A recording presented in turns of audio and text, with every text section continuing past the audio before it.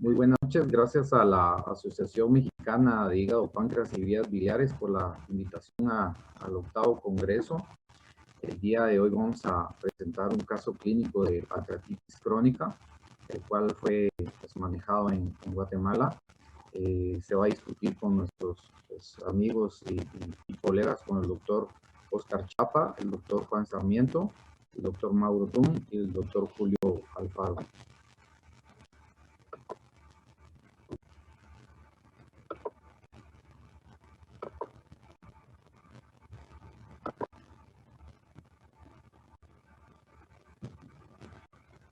Es un caso clínico de pancreatitis crónica manejado en el Instituto Guatemalteco de Seguridad Social. Y para iniciar, pues los datos generales y antecedentes con la paciente. Es una paciente femenina de 38 años, maestra, casada. Dentro de los antecedentes, pues un dato importante es que en el 2018 tuvo pues una cesárea secundario a un síndrome de Hep. 3 episodios de pancreatitis previo a eso en el 2013, 2016 y 2017. Apendicectomía abierta en el 2010, niega tabaquismo o ingesta de alcohol. Dentro del examen físico, y pues hablamos un poquito del motivo de consulta, prácticamente signos vitales dentro de límites normales, sí como un dato pues importante, un índice de masa corporal 25 con sobrepeso. Una paciente que llegó anictérica, deshidratada, con cardiopulmonar normal, abdomen pues por la cicatriz previa de la cesárea y el resto de examen físico pues dentro de límites normales. El motivo de consulta inicialmente fue en otra institución con epigastralgia asociado a lumbalgia de 7 años de evolución. Los laboratorios a su ingreso, pues glóbulos blancos normales, hemoglobina bien, plaquetas en 178,000, tiempos de coagulación normales, creatinina en 0.5, el sodio y potasio normales, y las pruebas fosfatasa y GGT dentro del normal. Amilasa en 44, lipasa en 44, bilirrubinas y transaminasas igualmente normal. Dentro de la historia de la enfermedad de esta paciente empieza el 25 de agosto del 2017, donde pues le realizan una colangioresonancia diagnosticando esteatosis grado 2, pancreatitis B en la escala de Baltasar, con dilatación del conducto colédoco y del conducto de Wilson. Por lo cual en esta institución fue enviada a un ERCP, donde encontraron una estenosis de la papila y del conducto pancreático pues a su ingreso. Y lo que menciona literalmente, no tenemos pues las imágenes de estos estudios porque ya que es de otra institución, y lo que reportan es una papilotomía del colédoco y del conducto pancreático. Y en la nota ellos colocan de que pues, se colocan 2 stents porque al introducirla por la papila mayor sale por el Santorini. Y pues para hacer el esquema, pues podemos observar que yo creo que al inicio lo que ellos ven es este conducto pues con un área de estenosis, el conducto principal. Probablemente ellos al canular hacia el conducto accesorio, pues es lo que ellos observan. Y eso es lo que nosotros asumimos inicialmente, que pues era una variante anatómica del páncreas. En el seguimiento del paciente se realiza un nuevo ERCP y lo que reportan pues son estigmas de la papilotomía y migración del stent hacia la vía intrapancreática.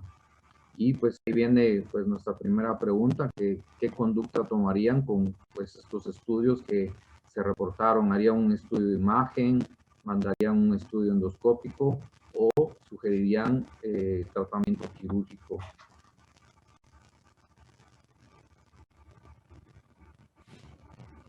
Doctor Chapa, para iniciar, ¿qué conducta tomaría y cuál sería la postura con este algoritmo de este paciente? Sí, gracias, Jimmy, muy amable. Yo creo que siempre representa un problema el recibir a estos pacientes de referencia de otros centros en donde ya tuvieron alguna manipulación de la zona. Eso creo yo que complica un poco la conducta a seguir.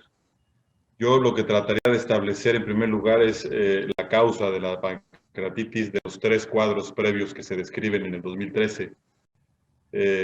Aparentemente en ninguna parte de la historia clínica se menciona el origen posible de los cuadros de pancreatitis aparentemente aguda en su momento. Y si estos condicionaron que se convirtiera en una pancreatitis crónica, o si bien la estenosis que se está describiendo en este estudio sea la causante de los 3 ataques previos. De tal manera que yo creo que sí será muy importante, primero, tratar de definir la etiología de la pancreatitis y segundo, tratar de clasificarla desde el punto de vista morfológico. Para esto podemos echar mano de herramientas no invasivas como puede ser la resonancia magnética, que sabemos todos que en cuanto a la evaluación del páncreas va a ser la mejor herramienta para evaluar el conducto pancreático principal y las ramas. Y en segundo, la tomografía también con protocolo de páncreas trifásica, que nos va a poder permitir más o menos definir la extensión de la pancreatitis, ¿no? Entonces yo en este caso, si tengo el recurso, tomaría una resonancia magnética primero, y si la resonancia magnética no me da todos los datos que necesito para clasificarla, también recurriría a una tomografía trifásica. Doctor Sarmiento, ¿qué opinión le tiene el comentario y si agregaría algo a la pregunta? No, para mí no hay la menor duda que el paciente necesita una resonancia magnética. Como decía Oscar, el punto aquí es ver dónde está cuál es el origen de la pancreatitis. Después de que uno descarta que el paciente no usa alcohol y no fuma mucho cigarrillo, entonces lo más probable es que el problema aquí va a ser morfológico. Incluso en la endoscopia ya se ha visto que hay una estenosis de la papila. Ahora, hay una sugerencia que hay un divisum comunicante, pero si ustedes vieron en la primera diapositiva, está diciendo que hay dilatación del Wilson también. Entonces yo creo que el problema está más en la papila que en el divisum. La gente habla mucho del divisum como una causa de pancreatitis crónica y resulta que de todas las personas que tienen divisum, probablemente menos del 10% terminan en pancreatitis crónica. Entonces, yo pienso que en este momento lo que hay que hacer es una resonancia magnética nuclear. Y con eso no solamente se evalúa la morfología del conducto pancreático y del conducto biliar, sino también el estado de la pancreatitis en este momento y lo más importante de la porta y de los vasos, porque en los pacientes con pancreatitis, sobre todo si hay repetición, se puede estenosar la porta y ya eso condiciona otro problema y eso limita el abordaje quirúrgico de los pacientes. Doctor Mauro, para agregar, ¿usted estaría en la conducta de hacer algún estudio endoscópico o pues estaríamos en el contexto de continuar con un estudio de imagen previo al tratamiento de esa nueva estenosis o persistencia de estenosis que aún tenemos y la migración de ese stent?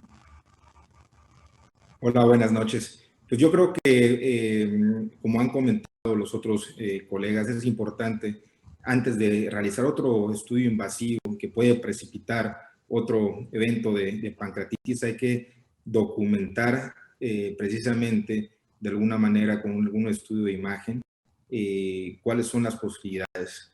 La causa de la pancreatitis es importante de determinar. Esta enfermedad es un reto, tanto para el diagnóstico, manejo, y siempre involucra un tratamiento pues, multidisciplinario. Yo no me iría directo a lo que es el estudio de la endoscopía, sobre todo para evitar otro procedimiento invasivo. La resonancia magnética, como ya describió el doctor Chapa, es de gran utilidad, nos da gran información, sin embargo, pues no en todos los centros se cuenta con estos recursos. Por lo tanto, uno debe de tener en cuenta también qué estudios se tienen a la mano, ya sea una tomografía pancreática con protocolo de páncreas sería también de gran utilidad. Doctor Alfaro. Sí, estoy de acuerdo con todos los colegas y creo que es de suma importancia poder determinar el origen. Si nos a ver desde cuándo empezó la paciente con la sintomatología, si no me equivoco, de 2013, y ahora estamos que la paciente tiene 37, 38 años, podemos ver que la paciente empezó en una edad bastante temprano con los cuadros de pancreatitis y que ya se esté presentando como una pancreatitis crónica, es de vital importancia determinar cuál es la causa. Ahora bien, con los estudios de imagen, concuerdo con todos que lo ideal sería una angioresonancia. Sin embargo, tenemos el inconveniente que ya tenemos un stent migrado. Perfecto. Para continuar con el caso, el 18 de enero reconsulta nuevamente a esa unidad por dolor y pues en esa unidad tuvieron, pues ya conocían el caso de la paciente, no se menciona la realización del estudio de imagen y ellos envían nuevamente a la paciente a un nuevo ERCP y lo que reportan pues es estigma de la papilotomía por la papila mayor y menor que drena el 100% de líquido a nivel del conducto pancreático y que pues, hay un stent en el conducto pancreático vía papila mayor que está incrustado en una parte del parénquima, pues, del 50% mencionan. El comentario, porque pues ese reporte sí lo tenemos, ellos mencionaban que el contenido pancreático drena sin problemas en lo absoluto por la papila menor, y en este caso la paciente pues que se quede así y que el stent que tiene en el parénquima puede migrar con los meses y no se necesita ningún tratamiento, que la paciente no va a presentar pancreatitis recurrentes, ya que el drenaje pancreático de la vía papila menor pues es abundante y pues ellos tuvieron a bien a seguir con esa conducta. Y ahí viene pues parte de lo que en algún momento se platicaba de qué sistema de clasificación se utiliza para el diagnóstico y tratamiento de pancreatitis crónica. ¿Cuál lo utilizan en México, doctor Chapa, en su centro? Y bueno, sabemos que cuando hablamos de los métodos de clasificación diagnóstica, pues hemos pasado, según las etapas de la historia de la cirugía pancreática, pues por diversas clasificaciones. Hoy la que más se acepta yo creo que es la de Mannheim, que abarca básicamente las causas etiológicas de la pancreatitis, que pues es una clasificación bastante precisa desde el punto de vista diagnóstico. Y posteriormente se elabora también una clasificación morfológica para poder orientar bien qué tipo de tratamiento se le puede ofrecer al paciente, ya que en estos casos el abanico de posibilidades terapéuticas es muy amplio, con los diferentes resultados desde el punto de vista de resolución de complicaciones. Entonces nosotros tratamos de utilizar el Mannheim para tratar de establecer y posteriormente clasificar cuál es el estado morfológico de la pancreatitis para decidir qué tipo de tratamiento podemos darle a la paciente que lo beneficie de la mejor manera. Doctor Sarmiento, ¿qué clasificación usan en su centro? Yo soy un poco más simplista en esto. El asunto es, ¿el paciente tiene dilatación del conducto pancreático o no? Y es mucho más clínico porque cuando un paciente tiene una dilatación del conducto pancreático, las posibilidades de mejoría con cirugía son infinitamente mayores que cuando el conducto pancreático es normal. Y ahí es donde yo empiezo. ¿Cómo está el conducto pancreático? Número uno. Y lo segundo es, hay una masa, ya sea una masa real o una masa inflamatoria que está produciendo obstrucción del conducto pancreático. Si uno tiene ese tipo de información, puede enfocar el tratamiento con base en dónde está la patología y dónde está la obstrucción. Es un poco más simplista, pero yo creo que enfoca el tratamiento donde debe ser y sobre todo uno le puede dar al paciente las posibilidades de mejoría a largo plazo dependiendo de la situación del conducto pancreático. Doctor Mauro. Sí, es importante dentro de la clasificación de la pancreatitis documentar el sitio donde está la obstrucción. ¿Sí? Si además de la obstrucción existe presencia de calcificaciones y como ya comentó el doctor Sarmiento, la presencia de masas inflamatorias nos va a ayudar a orientarnos a cuáles son las posibilidades de que el tratamiento endoscópico o quirúrgico tenga mejor respuesta. El tratamiento endoscópico funciona mejor cuando las estenosis son proximales, cuando no hay calcificaciones, cuando hay ausencia de masa inflamatoria. El tratamiento quirúrgico, pues, es mucho, tiene mejor respuesta en obstrucciones distales, en calcificaciones. Así que esto, la orientación tal vez con un estudio de CEPRE que nos oriente la forma de lo que sea el conducto pancreático, su estenosis, su tamaño, nos va a orientar hacia qué tipo de tratamiento va a ser, va a tener mayor respuesta. Doctor Alfaro. Igual que México, empezamos utilizando la clasificación de Cambridge, posteriormente migramos a la de Mannheim. Desgraciadamente, la mayoría de los pacientes, ya cuando son referidos, pues ya son etapas tardías, como decía el doctor Sarmiento, con calcificaciones, de estenosis o conductos pancreáticos dilatados. También podríamos contar con la opción del ultrasonido endoscópico para ayudarnos a clasificar o diagnosticar de forma más temprana aquellas pancreatitis que no estén en unas etapas tan tardías. Perfecto. Pues, como ¿Me podría hacer un comentario? Sí, claro, por supuesto. Sí, yo estoy de acuerdo con el doctor Sarmiento que hay que tratar de ser prácticos y estoy totalmente de acuerdo.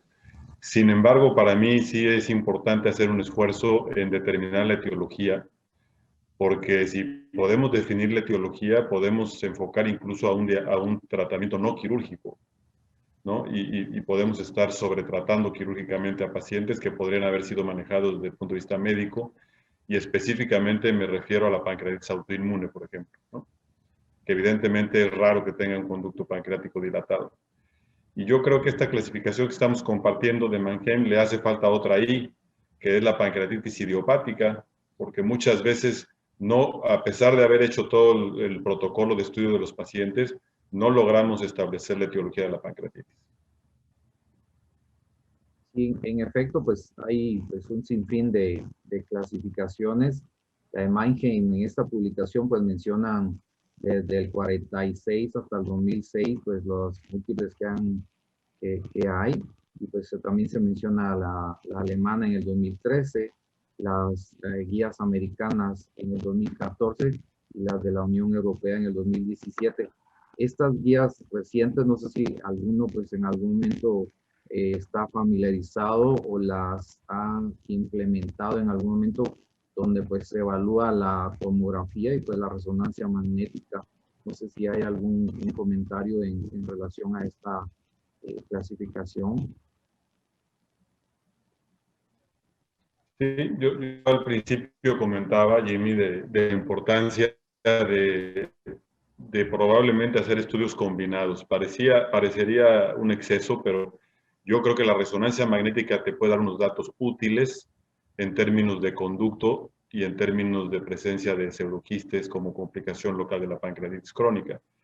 Pero la tomografía también te va a dar datos adicionales que te van a ayudar para enfocar mejor y más específicamente un diagnóstico, porque como veremos más adelante, muy pocos tratamientos son 100% efectivos. De tal manera que entre mayores posibilidades, entre mayores elementos tengamos diagnósticos, mejores será nuestra posibilidad de ser efectivos con el tratamiento. ¿Puedo hacer un comentario? Sí, por supuesto. Es un poco, para mí es un poco exagerado hacer, y yo entiendo que este es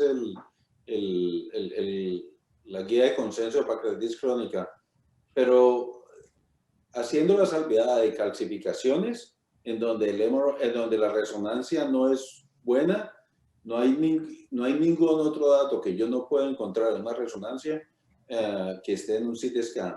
Y yo veo allí focal, segmentaria, difusa, eso lo veo en una resonancia. El diámetro de la atrofia, eso lo veo en una resonancia. El ducto es mejor en una resonancia. Lo único que cambia es la calcificación. Y la calcificación es realmente lo que le muestra a uno es donde está la mayoría de la inflamación crónica o más bien de la cicatriz que tienen los pacientes. de nuevo, yo entiendo que esta es una guía de consenso, que la gente se ha puesto a mirar esto, pero yo me pregunto, ¿qué puedo yo tener en un CT scan que no tenga una resonancia? Solamente un comentario personal. Doctor Mauro, doctor Alfaro, ¿algún comentario adicional? En lo personal creo que sí es necesario los dos estudios para poderse complementar. Sin embargo, en muchos países de Latinoamérica, en muchos centros, el uso o la disponibilidad de la resonancia magnética todavía se encuentra bastante limitada. Por lo tanto, pues nos tendremos que basar más en los hallazgos tomográficos. Pero justifican las dos. Doctor Mauro, ¿qué opinas? Yo creo que si el estudio te ofrece todos los hallazgos que son necesarios para determinar y clasificar la enfermedad, estaría tal vez de más hacer el estudio. Sin embargo, cuando no hay los hallazgos o una descripción, sí creo que es importante complementar. Yo creo que se debe tener con mucho cuidado y pues clasificar los casos dependiendo de lo que nos pueda dar el paciente, de la información que nos pueda arrojar. Vamos, Jimmy, yo estoy de acuerdo con el doctor Sarmiento en términos de que a veces podemos exponer innecesariamente a una paciente a radiaciones, por ejemplo, ¿no? Que sería el mayor inconveniente de la tomografía. Pero en este caso, en donde ni siquiera tenemos el diagnóstico etiológico de la paciente, yo sí creo que la tomografía podría aportar datos adicionales que nos podríamos estar pasando por alto en una resonancia. Específicamente en esta paciente, en donde, insisto, no tenemos un diagnóstico etiológico. A mí me parece que está un poquito en el aire el páncreas divisum como causa de pancreatitis crónica, específicamente en esta paciente. Yo no he visto ninguna imagen que me sugiera páncreas divisum hasta ahorita. De tal manera que... De sí. nuevo, un MRI, una resonancia le da a usted la mejor imagen de un páncreas divisum que un CT scan. Sí. Fuera de las calcificaciones, ¿qué otra cosa puede adicionar la tomografía? Probablemente se pueda caracterizar mejor la presencia de una pancreatitis que tenga un proceso pseudotumoral, por ejemplo. Yo ahí sí vería una ventaja de la tomografía. No, absolutamente no. En eso estamos completamente de acuerdo. Sí, básicamente sería ahí. La paciente, pues como se mencionó entre sus antecedentes, en el 2018, pues ella tuvo un embarazo complicado, desarrolló pues, un síndrome de HELLP y pues perdió seguimiento en la unidad y nuevamente reconsulta el 5 de octubre del 2019 y pues ahí viene la pregunta de los estudios no invasivos, ¿cuál es de preferencia?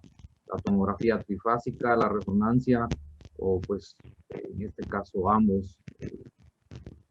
A ver si hay algún comentario adicional a lo que hemos platicado. Yo creo que yo ya di mi respuesta. Una resonancia no hay la menor duda que el procedimiento de elección. Entendido que el doctor Chapa, ambos estudios.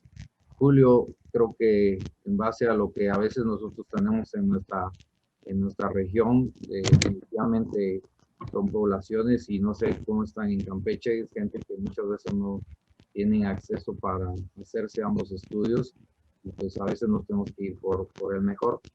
Pues solamente mencionamos la colangioresonancia, la colangiopancreatografía por resonancia magnética y la tomografía trifásica y pues se ha visto que ambos estudios tienen pues buena sensibilidad, especificidad. Creo que un dato que debemos de tener en cuenta es ahí sí que la habilidad de hacer diagnóstico con tomografía, con resonancia. Creo que tenemos menos experiencia con la resonancia, pues eso en lo personal. En tomografía pues es un poquito más factible y de repente eso es lo que muchas veces hace el enfocarnos más a la tomografía trifásica que hoy en algunos centros.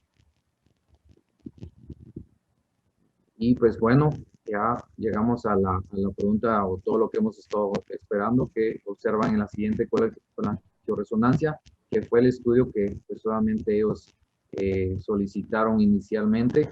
Y doctor Sarmiento, para pues, platicar y pues solamente qué puede observar usted o qué nos puede determinar que tenemos en esas imágenes claves. Entiendo que no es todo el estudio, pero pues para nosotros fueron las imágenes más importantes del caso. Allí se ve muy claramente una dilatación del conducto pancreático, pero la obstrucción está al nivel del cuello del páncreas. Y yo creo que veo tres cálculos que es ahí en donde está el conducto pancreático dilatado. Yo creo que el conducto, el colédoco está normal. Ahí, sobre todo en la imagen de la izquierda, se ve como una sobreposición con el duodeno y eso lo pudiera hacer ver dilatado, pero yo creo que está normal. Y en el lado izquierdo, o sea, y no veo, realmente no estoy viendo un páncreas diviso. Yo entiendo que por endoscopia está, pero aquí la calidad de la resonancia no está mostrando el páncreas diviso. Entonces, para resumir, veo una obstrucción más o menos a nivel del cuello o de la cabeza hacia la cabeza, con 3 cálculos biliares de dilatación del conducto pancreático y el conducto biliar es normal. ¿Alguien que quiera agregar algún comentario a la descripción del doctor Sarmiento? Sí, Jimmy. Vamos, en la resonancia magnética yo creo que también hay que hacer énfasis en la evaluación de la vía biliar y sobre todo de la vesícula. Claro. Insisto, en esta paciente no tenemos etiología y por lo tanto la visualización de la vesícula sería muy importante. Y segundo, ya nos estamos yendo en que esta paciente tiene una pancreatitis crónica.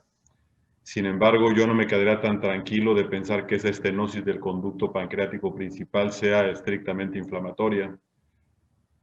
Entonces, yo creo que sí valdría la pena tratar de evaluar correctamente ese sitio, que aparentemente está más o menos a nivel del cuello del páncreas, ¿no? Doctor Mauro.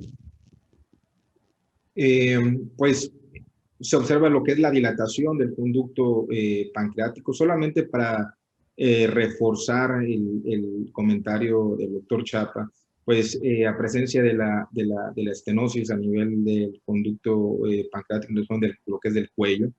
Y el uso de otros estudios tal vez beneficiaría, ¿no? Tomar biopsias cercanas a lo que es al sitio de inflamación periductal. Por lo tanto, tal vez, no sé si lo vas a mostrar más adelante, la presencia de otros estudios como ultrasonido endoscópico podría complementar también una mayor visualización de lo que son de los conductos. Alfaro, ¿algún comentario adicional? Sí, no, concuerdo. Es evidente la estenosis a nivel del cuello del páncreas y los defectos de llenado que se observan a nivel distal. Perfecto. Pues sí, en efecto, hay ausencia de la dilatación de la vía biliar intraextrahepática. Hay un defecto de llenado en el conducto con pues 3 defectos en su interior, no mayores de 4 milímetros. Y pues hay sospecha de lolitos en el conducto de Wilson. Aquí los podemos pues especificar. Y esa paciente pues llegó a nosotros. ¿Puedo interrumpir? Sí, claro, doctor. Por ejemplo, una resonancia de esta es una resonancia absolutamente incompleta. Cuando uno está evaluando a un paciente, y yo pienso que las colangioresonancias no deberían existir como tal. Todas las resonancias que se hacen tienen que tener la parte de colangioresonancia, pero esto es incompleto. Hay que hacer también los T1 de todas las secuencias dinámicas, que es lo que hace el papel del CT scan, de la tomografía. Si estamos hablando de una resonancia que es solo una colangioresonancia, para mí esto es algo que no tiene utilidad. Yo, como decía Óscar, yo tengo que saber qué está haciendo esa obstrucción. Y ahí la resonancia tiene múltiples estrategias para uno evaluar si hay una masa, o sea, cualquier cosa que le sugiera a uno la etiología de esto. Pero una colangioresonancia no debería existir, sobre todo cuando uno está pensando en hepatobiliar o cuestiones hepatobiliares o pancreáticas. Esta es una resonancia que es absolutamente incompleta, es lo que quiero decir. Para mí es importante tener todas las secuencias dinámicas de T1 también y obviamente con las de difusión y todas esas cosas. De acuerdo. Totalmente de acuerdo. Estas son las imágenes claves y pues la verdad es que todo este manejo pues se fue en la otra unidad y es a donde nosotros pues llegamos. Ella llega con nosotros en noviembre y pues nuevamente con historia de epigastralgia, lumbalgia de 7 años de evolución, y en nuestro centro después catalogada como una paciente con pancreatitis crónica, con migración de un stent al conducto pancreático principal y litos en el conducto pancreático principal. Y pues ahí viene una pregunta de discusión y más adelante vamos a exponer, porque solicitamos una tomografía trifásica de páncreas para pues, definir todas esas preguntas que pues, definitivamente se han mencionado, en ver la característica del páncreas, si hay o no un tumor. Y pues la pregunta es si todos los pacientes con pancreatitis crónica deben someterse a examen de detección de vigilancia de cáncer de páncreas. Alguien que quiera sí, obviamente tiene que someterse a vigilancia, pero volvemos al mismo punto con el que empezamos, que ¿cuál es la etiología de la pancreatitis crónica en esta paciente? Eso es lo primero. Sí, ¿puedo opinar, Jimmy? Sí, claro, doctor. Bien, de acuerdo con Julio, en el sentido de que hasta hoy no tenemos la etiología. Recordemos que el 10% de los pacientes con cáncer de páncreas pueden debutar con pancreatitis como tal. Y también recordemos que cualquier proceso inflamatorio puede ser causa de riesgo para cáncer en cualquier sitio. En este caso, suponemos que es una pancreatitis, que no está relacionada con una pancreatitis hereditaria, que es la que sí definitivamente se considera un factor de riesgo alto. Hasta del 40% de los pacientes con pancreatitis hereditaria, con crónica hereditaria, pueden desarrollar cáncer de páncreas durante su evolución.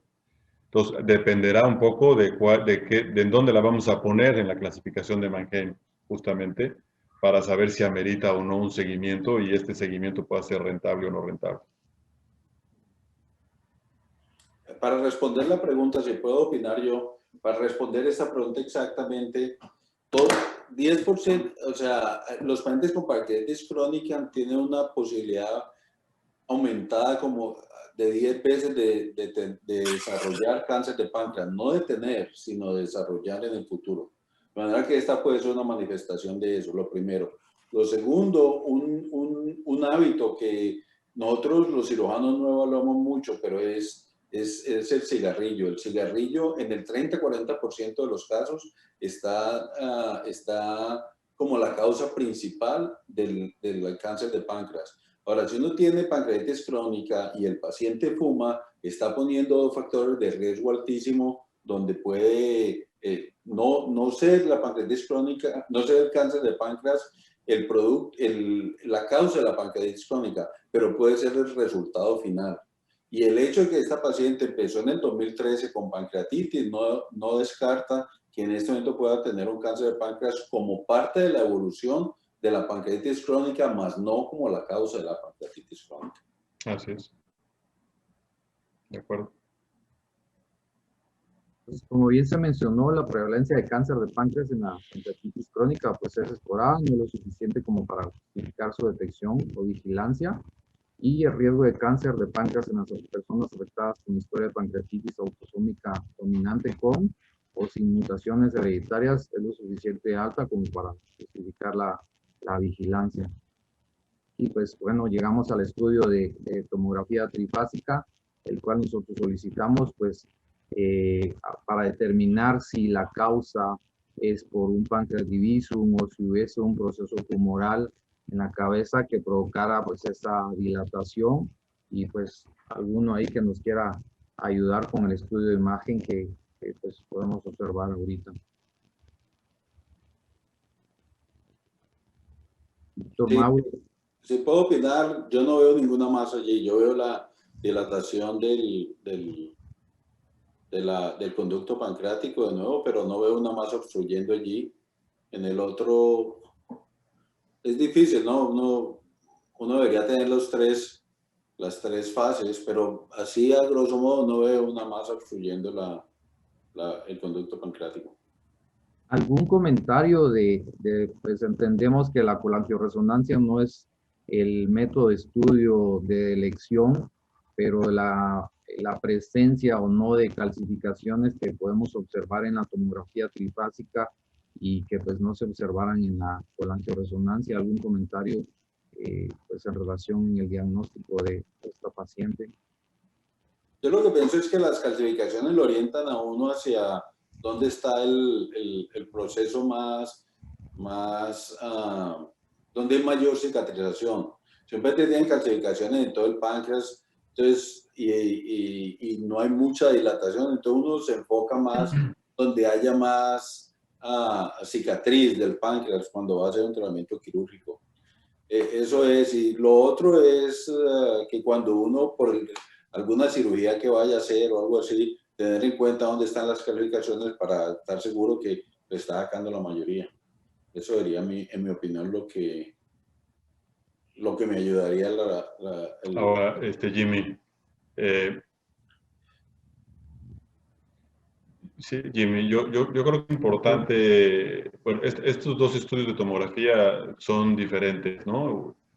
Es importante definir las calcificaciones si son intraductales o son intraparenquimatosas. Las que tienen importancia para el tratamiento quirúrgico, sin duda, son las intraductales, que son las que tendríamos que tratar por endoscopía o por cirugía. Pero si tenemos calcificaciones parenquimatosas, realmente no les vamos a hacer nada ni con uno ni con otro método. Yo lo que veo aquí es a nivel de casi en la cabeza, es una calcificación intraductal que puede corresponder a un lito. No, que no está pequeño, algo? Es un lito más o menos. No sé si estoy en lo cierto. Sí. Sí, me gustaría solamente agregar algo.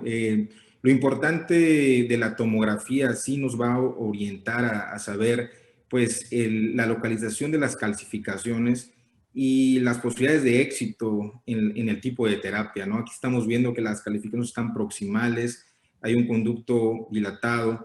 Entonces, el éxito de realizar nuevamente una endoscopía, pues probablemente las posibilidades de fallo son más elevadas.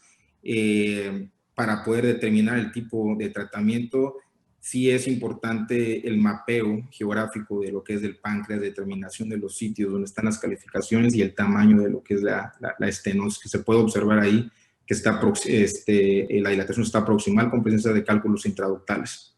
Y aquí en esta imagen pues se puede ver que ahí pues está un área de estenosis. Posterior a eso pues se observa el conducto pancreático dilatado, pues como bien menciona pues se observa una prótesis o un lito que pues a nosotros en ese instante nos parecía más la presencia de un lito y pues probablemente el stent, como bien se menciona. Ahora, a mí me gustaría escuchar la opinión de Mauro en términos, si yo ya me quedaría tranquilo con la manipulación que le hicieron endoscópica en otro centro, porque no es lo mismo un cálculo biliar, que yo considero que el 95% de los endoscopistas intervencionistas podrían resolver, que un cálculo pancreático. Yo creo que cuando se trata del intervencionismo en el conducto pancreático, se requiere de destrezas diferentes. O sea, no sé si todos los endoscopistas estén igualmente calificados para decir ya no se pudo por endoscopía y ahora vámonos a un método alterno. No sé, Mauro, ¿qué opinas al respecto? Excelente pues pregunta, porque es debatible y todo va a depender de la experiencia de lo que es del endoscopista, el uso de otras maniobras, inclusive hasta la litotripsia para poder moler los cálculos, y eso no en todos los centros se cuenta. Entonces, estoy de acuerdo con ese punto, doctor. A veces, pues, en un centro de alta concentración que se tienen diferentes técnicas para poder fracturar esos litos, pues las posibilidades del éxito endoscópico van a ser mucho mayores.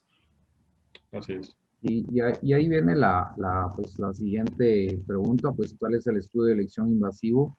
Si el ERCP, el ultrasonido endoscópico, pues solamente en nuestro país solo tenemos ERCP, si hay un par de centros que hacen ultrasonido endoscópico, sin embargo, pues solamente los accesos a estos servicios de salud pues son pues muy limitados y pues muchas veces nosotros nos quedamos con el ERCP y pues como podemos observar pues ambos tienen buena sensibilidad, especificidad y pasando a pues, esta revisión, que es lo que platicábamos en base a el ERCP o si tenemos el ultrasonido, nosotros utilizamos el ERCP basado pues en la evaluación de Cambridge porque pues es lo que más tenemos acceso.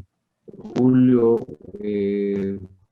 con votaciones parecidas, no sé qué opinión tienen de esa parte de usted, qué tanto tienen ustedes y pues y qué tan confiable es el ultrasonido endoscópico. Entiendo que en otros centros pues, se utiliza y pues les va, creo que suficientemente bien. En mi centro sí tenemos acceso al ultrasonido endoscópico. En otros hospitales de la red pública no tienen esta disponibilidad. Sin embargo, volviendo a la pregunta de qué hacemos, si CEPRE o le realizamos un ultrasonido endoscópico, ya con las imágenes previas habíamos visto que tiene un lito. Entonces, obviamente, pues hay que ir a sacar y dar tratamiento a eso. Pues entonces considero en lo personal que el paciente, pues antes de un ultrasonido endoscópico, pues hay que ir a manejarle el cuadro que le está causando posiblemente los cuadros de dolor a repetición y posteriormente, pues enfocarnos más al manejo de la etiología. Vamos, Jimmy, aquí, perdón, yo volvería un poco a los comentarios de Juan, ¿no? El ultrasonido endoscópico yo lo indicaría si siguiera teniendo una sospecha razonable de que esa obstrucción puede ser de origen maligno. Ahí sí yo indicaría un ultrasonido endoscópico que me da otro tipo de datos para toma de decisiones. De lo contrario, yo creo que es una de las pocas indicaciones de la CEPRE, justamente, que en este caso sería terapéutico. Ahora, una vez más, los criterios endoscópicos para poder darle tratamiento a una litiasis pancreática, sería importante que Mauro los comentara desde el punto de vista si tengo una estenosis proximal a la piedra, 1, si está en el conducto proximal, 2, y de qué tamaño es la piedra para saber en un momento dado qué probabilidad de éxito voy a tener en esa manipulación, porque no son estudios inocuos, ¿eh? O sea, yo le puedo generar complicaciones serias a esta paciente de perforación, de hemorragia o de una pancreatitis grave que pueda modificar completamente el escenario. No sé si valdría la pena ampliar un poco los conceptos ahí. Pues en este caso, doctor, nada más comentar, ¿no? Que en los casos de las estenosis proximales, la ventaja de aperturar lo que es el conducto pancreático va a tener gran beneficio con el estudio endoscópico. Sí, el tema sobre el tamaño de lo que es de los litos, sí, pues es una circunstancia que también va a depender de los elementos que tú puedas triturar y los elementos que tú puedas extraer, lo que son los litos, porque no en todas, son instrumentos y herramientas también caras, que no en todos los centros se pueden tener a la mano. Entonces, el uso endoscópico va a tener mayores ventajas de éxito siempre y cuando pues sean ausencias de calcificaciones. Indican que después de 2 o 3 más endoscopías no se debe someter más a los pacientes por el riesgo de las complicaciones relacionadas al mismo procedimiento, que es un procedimiento invasivo. Entonces, debe tener su precaución de no sobreutilizar la CEPRE si ya en los previos estudios ya tuvo, ya falló el tratamiento. Pero usted, por ejemplo, en este caso como endoscopista, ¿qué le diría al paciente? ¿Cuál es la posibilidad de resolverle el problema con una colangio retrógrada? Pues en este caso, yo creo que las posibilidades serían pues menores, ¿no? Por los previos estudios, el tamaño de las calcificaciones. Yo creo que la historia de los previos casos me ha dicho pues el resultado. Entonces, creo que sería muy precavido en cuanto al enfoque endoscópico en esta situación. Sí, a ver, Jimmy, ¿puedo opinar? Claro, doctor. Vamos, porque si nos vamos a ir a guías terapéuticas, nos estamos brincando, creo yo, un paso, no sé Juan qué opine, de la litotripsia extracorpórea combinada con la endoscopía. A mí me queda claro que este tipo de pacientes no son una urgencia, de tal manera que podemos evaluar el traslado a centros donde pudieran tener una alternativa de tratamiento igualmente efectiva, menos mórbida. ¿A qué me refiero con esto? A la litotripsia extracorpórea, por ejemplo, que pudiera combinarse, y hay muchos estudios que reportan éxito en la combinación de litotripsia extracorpórea combinada con endoscopía. Y la segunda, pues es el Spyglass, ¿no? En donde tú puedes contar con esa herramienta que te da muchas más posibilidades de poder tener éxito en cálculos de ese tamaño. En efecto, con este paciente se discutió con el equipo multidisciplinario el, pues, valorar nuevamente un estudio endoscópico en un centro de mayor experiencia, y es a donde nosotros enviamos a nuestros pacientes para pues, valorar pues, esas opciones que se han presentado. Sin embargo, pues el endoscopista lo que reportó es que no era posible la extracción del stent y pues solamente el lito de forma endoscópica, que estaba incrustado y que pues no era, por los riesgos de las complicaciones que pudiesen desarrollar, él difirió el procedimiento y pues solamente se refirió con nosotros. Y ahí de repente viene una pregunta para el doctor Mauro, porque algo que sucede en nuestra latitud es que muchas veces estos pacientes, los endoscopistas, los tienen mucho tiempo y pues cuál es el momento, o sea, es en o pues continúas, pues porque por ejemplo hay una migración de stent, una pérdida de que ese stent migrara hacia el conducto, ¿en qué momento debe de valorarse esa parte? Y pues no sé cuál es su opinión.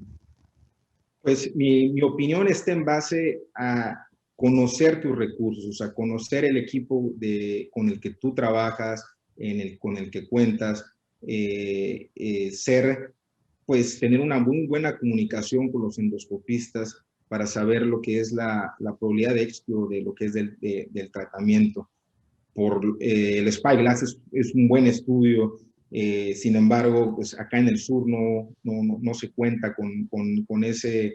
Usualmente tenemos que referirlos al centro del país, e independientemente que se refiera al centro del país, no todos los hospitales cuentan, y el paciente pues refiere, bueno, es un costo que probablemente no te va a cubrir el servicio de salud. Entonces, respondiéndote a tu pregunta, sería en base a lo que yo cuento con los estudios. Si yo no cuento con los equipos necesarios para poder tratar y no puedo referir al paciente, yo creo que hay que empezar una terapéutica más pues resolutiva, tal vez desde el punto de vista quirúrgico. Okay. Pues se definió como falla terapéutica endoscópica y pues se decidió con el equipo quirúrgico las opciones de tratamiento. Sé que pues hay estudiantes y hay residentes, pues realmente las opciones que tenemos son, pues, como bien mencionaban, descompresivas o receptivas y en algún momento combinadas. Pues tenemos el procedimiento de Crusoe, donde pues abrimos longitudinal y hacemos esta anastomosis al yeyuno, el procedimiento de Frey y el de Ver, donde pues hay involucro de resección de parte del parénquima. ¿Cuál hubiese sido la conducta con este paciente en el sentido de que tenemos un lito a nivel del conducto pancreático, tenemos un stent en el conducto pancreático y un caso de pancreatitis crónica que pues a bien nosotros pues no definimos el origen de la patología de la pancreatitis, asumimos que son variantes anatómicas de los conductos pancreáticos, descartamos que sea algo tumoral, pero bueno, en el contexto de esta paciente, ¿qué nos enfocaríamos, Julio? ¿Tú qué le hubieses ofrecido a esta paciente? Pues en lo personal creo que el Piusto hubiera sido el procedimiento dentro de todos el más inocuo. Sin embargo, quedamos siempre con la limitante de la causa de la estenosis a nivel del cuello del páncreas, y seguimos con la misma duda de cuál es la etiología de este paciente. Doctor Chapa. Sí, Jimmy. Sí, tenemos ahí la sombra de la falta de etiología. Los dibujos se ven siempre en blanco y negro, ¿no? Pero idealmente, por la localización de la estenosis y por la localización de la calcificación, yo creo que se hubiera beneficiado con un Frey, tomando en cuenta que el Frey incluye ampliamente el drenaje del conducto pancreático a nivel de la cabeza. Podríamos quedarnos cortos con un pisto probablemente, pero cualquiera de esos dos para mí funcionaría, y si pudiera hacer el Frey en el transoperatorio, porque muchas decisiones de este tipo se toman en el transoperatorio, le haría un Frey, pero si eso no pone en riesgo el resultado de la cirugía. Doctor Sarmiento. Yo nunca hago Cousteau, nunca. Okay. Y no lo hago precisamente por lo que acaba de comentar Oscar.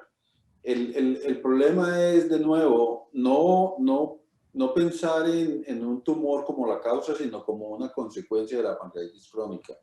Y adicionarle una excavación a la cabeza del páncreas, realmente no es muchísimo más a lo que hace uno en un Cousteau, y determina si eso es un cáncer o no. Lo otro que es importante es decirle a estos pacientes, mire, si yo encuentro un cáncer, entonces me va a tocar hacerle un hueco. O sea, No. y el paciente tiene que tener muy claro eso.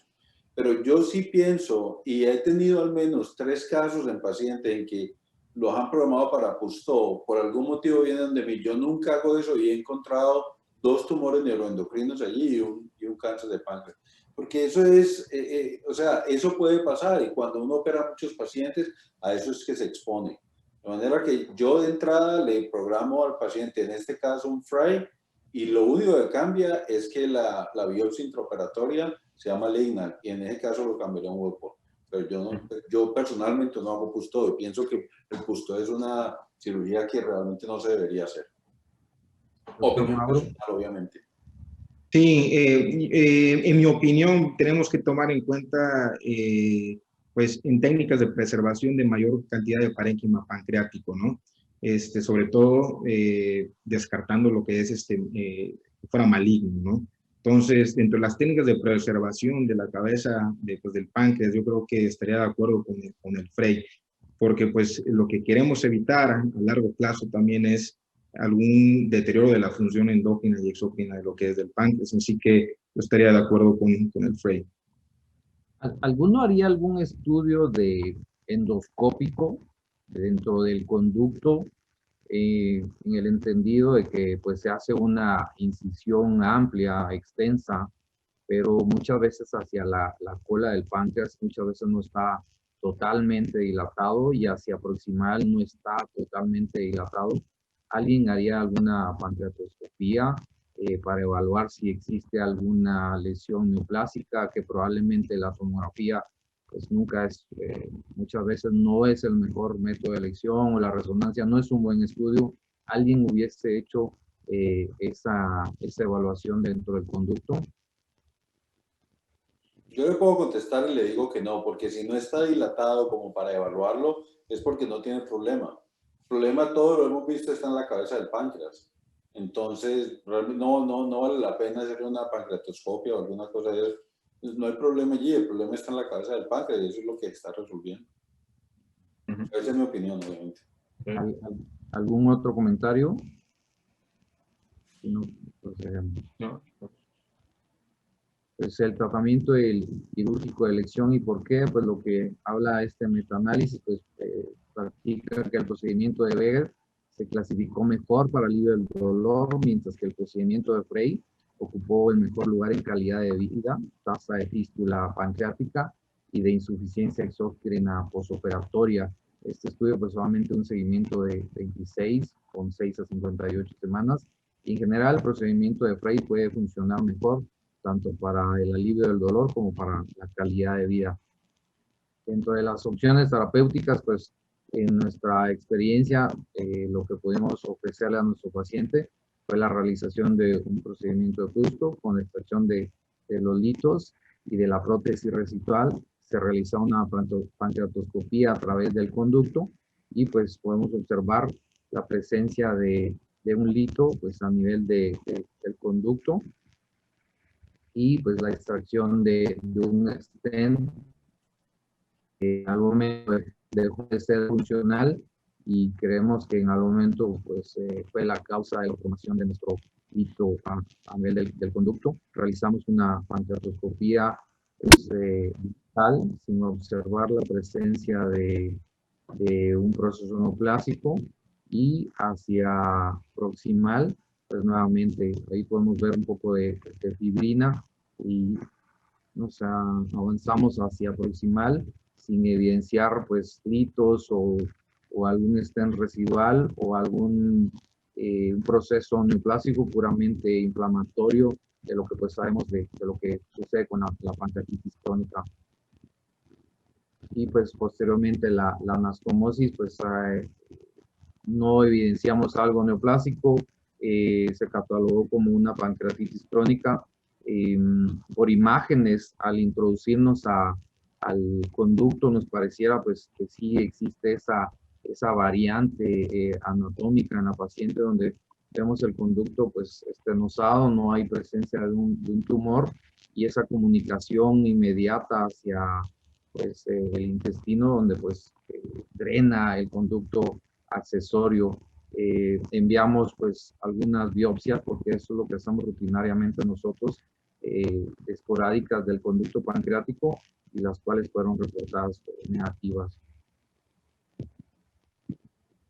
Aquí podemos ver pues solamente los fragmentos del lito y pues del stent y la evolución postoperatoria de la paciente pues estuvo con tratamiento con carbapenémico, su postoperatorio inmediato, asintomática y hemodinámicamente estable, inicio de dieta de líquidos claros en el segundo día, al cuarto pues dieta libre y al sexto con adecuada evolución se retira el drenaje y pues se le da egreso. Y ahí viene la pregunta, pues las complicaciones pues dentro de ellas pues es la fístula pancreática, es un tejido más duro y pues solamente las posibilidades de fístula es menor. ¿Cuál es la experiencia? ¿Usan o no utilizan drenaje? ¿O pues realmente solo se realiza la anastomosis? No, yo creo que, aunque no es 100% aplicable el score de riesgo para fístula pancreática, pues esta debería de tener 0 por diagnóstico, por consistencia pancreática y por calibre del conducto. De tal manera que yo no creo que sea necesario dejar un drenaje peritoneal. Y sobre todo si tienes un servicio de radiología intervencionista que en caso de una colección te puede resolver a través de un drenaje percutáneo. ¿Un otro comentario? Yo, como hago esa anastomosis, la hago corrida con PDS y yo nunca dejo drenaje. Sí. Julio. Igual no dejar drenaje. Mauro. Igual es sin drenaje. ¿Al cuánto tiempo hacen estudio de imagen con estos pacientes? ¿O no es rutinario el hacer un estudio de imagen en relación a la evolución clínica y pues la evolución de la anastomosis? ¿Cuál es el protocolo que manejan con estos pacientes, doctor Chapa? Bueno, yo en el Hospital General de México somos o tratamos de ser muy clínicos y si la evolución de la paciente es buena, yo creo que no hay una indicación de un estudio de seguimiento si la clínica no me lo sugiere. Si veo yo la sospecha clínica de alguna complicación, pues procedería una vez más a la discusión de si es una resonancia magnética o una tomografía para seguirla. Pero de entrada, si la evolución clínica es buena, no me apura hacerle algún estudio de imagen en el corto plazo. Yo creo que no debe haber protocolo para hacer una imagen de seguimiento, pero si yo le hago algo, por ejemplo, que el paciente está vomitando, tiene fiebre, le haría siempre una escanografía, porque lo que está buscando uno es una colección para drenar. Así es. El CAT o el TAC es mucho más barato y es más fácil de hacer desde ese punto de vista. Ahora, este tipo, un Frey, ¿cómo sabe uno si está filtrando o no? No es fácil, es imposible. Realmente lo único que uno está buscando es la colección que le diga que algo filtró. Pero no hay nada que le dé, no hay líquido para darle al paciente para uno evidenciar una filtración. De manera que por eso mismo la posibilidad de uno encontrar una filtración es tan bajita que no debería ser protocolizada como para hacerla posoperatorio. Si el paciente va bien, inclusive si ya después en el posoperatorio y cuando se va para la casa y vuelve, yo nunca le haría una escanografía ni le haría nada si el paciente está bien. Y esos pacientes, lo que dice Oscar, la sutura coge súper bien y esos pacientes nunca dan problema. Dan problema es porque piden medicación para el dolor, porque están acostumbrados a ella, pero ese es el único problema. ¿Alguna recomendación con el tipo de alimentación, Julio? Creo que Bueno, es clave en este tipo de pacientes. Y ya para terminar con el caso. no solo la alimentación, también es importante valorar la falla o la insuficiencia endocrina. Obviamente estos pacientes van a necesitar apoyo con enzimas pancreáticas para tener una calidad de vida óptima. Mauro, ¿algún comentario adicional?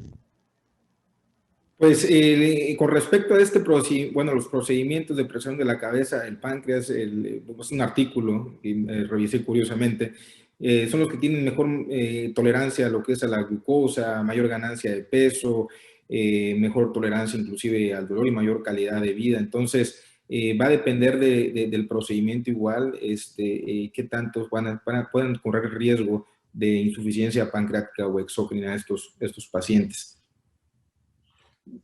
Todos estos pacientes vienen con enzimas pancreáticas suplementarias, porque obviamente, claro, hay una estenosis, no hay mucho que está pasando al duodeno.